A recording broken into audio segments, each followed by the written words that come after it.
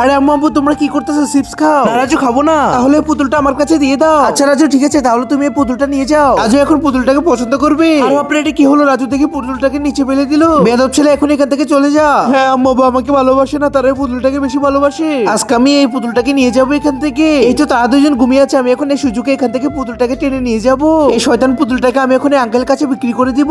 Uncle uncle ধরুন, আপনি এই পুতুলটাকে নিয়ে যান। ঠিক আছে, তাহলে তুমি টাকাগুলো নিয়ে যাও। কিন্তু দাঁড়াও বাচ্চা, তুমি কোথায় যাচ্ছ?